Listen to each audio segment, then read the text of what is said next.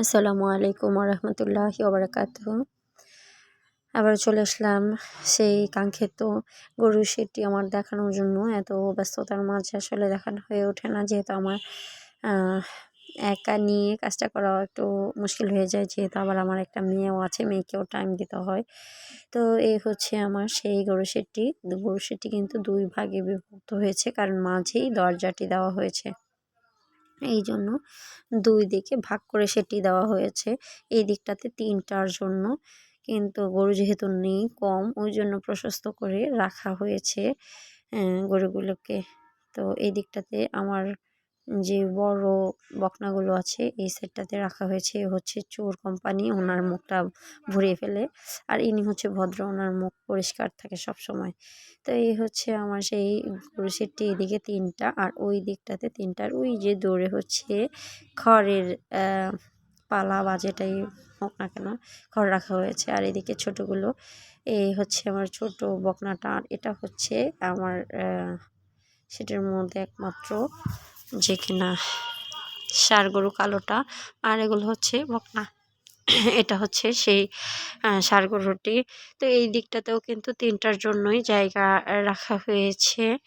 আর আলোটা আসলে বাহিরের রোদের কারণে এই দিকটাতে অন্ধকার দেখা যাচ্ছে আমার, আর সামন দিক থেকে হলে সেটার কারণে আসলে দেখাতে পারবো না।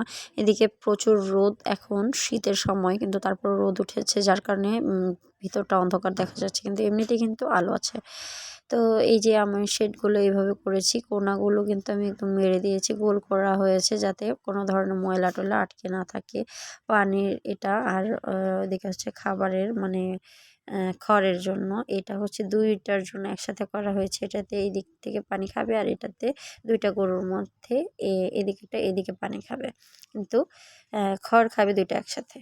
এটার সিস্টেমটা এরকম করা হয়েছে। আর হচ্ছে এদিকে হচ্ছে একা খাবে, একটাতে খড় খাবে, আর একটাতে হচ্ছে কি যেন বলে পানি খাবে, মানে ৩টার জন্য মোট করা হয়েছে। আর এখানে যে ময়লা, আসলে ময়লা না, এগুলো হচ্ছে ওই দিকটাতে শুকিয়ে গেছে, আর এদিকে খাবার ফেলিয়ে দিয়েছে।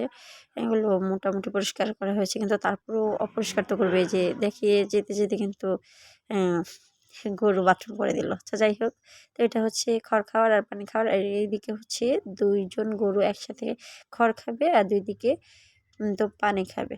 যেহেতু জায়গা আছে, ওই জন্য আমার আলাদা আলাদা করে রাখা হয়েছে। আমার এখন পর্যাপ্ত গরু নেই, এই জন্য দুইজন খুব মারামারি করে। এই জন্য এই যে কথা বলতে বলতেই শুরু, দুজন খুবই মারামারি করে, এই জন্য দুজনকে আলাদা করেই দেওয়া হয়েছে, একসাথে দেওয়া হয়নি।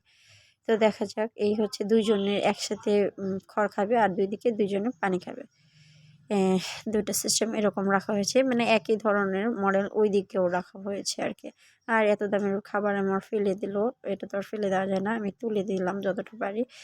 তো কার্পেট কিন্তু পরিষ্কার আছে, ওই জন্য আমি তুলে দিতে পারলাম, কারণ আমি কার্পেটগুলো ধুয়ে রেখেছিলাম, গোবর নেই, যার কারণে তুলে দিয়েছি যতটা সম্ভব। দিয়ে ওকে দিয়ে দিলাম। আর এই দিকটাতে এই যে দেখুন, আমার সিস্টেমটাকে এরকম রেখেছি, একটু বোতল সিস্টেম করে রেখেছি, যাতে মুখটা খুললে পানি টানি থাকলে বা ময়লা থাকলে ইজিলি বের হয়ে যায়। আবার পানি দেওয়ার সময় মুখটাকে বন্ধ করে রাখা যায়, তাহলে আর কোনো কিছু দিয়ে আলাদা চাপা টাপা দিতে হবে না মুখ বন্ধের জন্য। আর এটা একটু ঢালু রেখেছি, উপরটা একটু উঁচু আর এদিকটা একটু ডাউন রেখেছি, যাতে পানিটা যতটুকুই থাকুক গরুর মুখের কাছাকাছি যেন চলে আসে আর কি। এই যে এখানে অল্প পানি, কিন্তু তারপরেও কিন্তু মুখটার কাছাকাছি আছে। আর এখানে আমি রড ব্যবহার করেছি, ভুলবশত রডটা আমার চিকন পড়ে গেছে। চুড়িগুলো চিকন সমান সমান, কিন্তু চুড়ি চলে, কিন্তু কথা হচ্ছে গিয়ে রডটা আরেকটু মোটা দেওয়া দরকার ছিল, কিন্তু আমি ভুলবশত এই কাজটা হয়ে গেছে, যার কারণে আমি সিঙ্গেল সিঙ্গেল দুইটা এই যে মাঝামাঝি রেখেছি। এই দিকেরটা যাতে দুইটা একসাথে বাঁধা যায়, আর ওই দিকেরটা ওই দিকে বাঁধা থাকবে। এই জন্য আমার গরু যেহেতু নাই এখন, তো এত প্রেশার নেওয়া হচ্ছে না। এটাও আমি একই রকম পানি, এই যে আমার খেয়ালই ছিল না যে এটাতে পানি ছিল, ওই জন্য আমি খুলে আবার সাথে সাথে বন্ধ করে দিয়েছি, জায়গাটা না হয় ভিজে যাবে। তো আর এই দিকটাতে বড় গরুর সাইডটাতে আমি রডটা, ওইটা যে চিকন করেছি, ওই জন্য এই রডটা আমি মোটা দিয়েছি, কারণ অনেক গরু এখন হয়তো এগুলো তেমন কিছু না, ভবিষ্যতে দেখা গেল যে আমি বড় একটা ষাঁড় গরু পালবো, তো আহ, অনেক সময় অনেক গরুই থাকে কিন্তু ইজিলি রড বাঁকা করতে পারে, ওই জন্য মোটা রডটা ব্যবহার করা ভালো। আর এই দিকটাতে আমার ড্রেনটা আমি এইভাবে করেছি, কারণ ড্রেনটা একদম সরাসরি ওরকম করলে অনেক সময় পা ফেলে গরু পা ভেঙে ফেলতে পারে বা মচকে যেতে পারে, ওই জন্য একটু ঢালু রেখেই ড্রেনটা করা হয়েছে। আর আমি এখানে এইভাবে দিতে বলিনি, সরাসরি এইখানে দিতে বলছিলাম, কিন্তু হয়তো বা কাছে থাকতে পারিনি, দেখিয়ে দিতে পারিনি, মিস্ত্রি সাহেব বুঝে নেই এটাকে এখানে ব্যান দিয়েছে। ব্যানটা দেওয়া ঠিক না, কারণ ময়লা ঢুকলে ময়লাগুলো পরিষ্কার করতে ঝামেলা হয়। আর এই দিকটাতে আমি নতুন টিনই ব্যবহার করেছি, শুধুমাত্র পিছনের নতুন টিন ব্যবহার করা যায়নি, টাকারও স্বল্পতা ছিল, টাকার ঝামেলা। কিন্তু দেওয়া হয়েছে যাতে ভবিষ্যতে আমি নেটও ব্যবহার করতে পারি।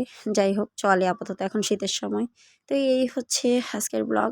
আর সেট অনুযায়ী এখন গরু নেই, দোয়া করবেন যেন ভবিষ্যতে আমি সেটাকে ভরিয়ে তুলতে পারি।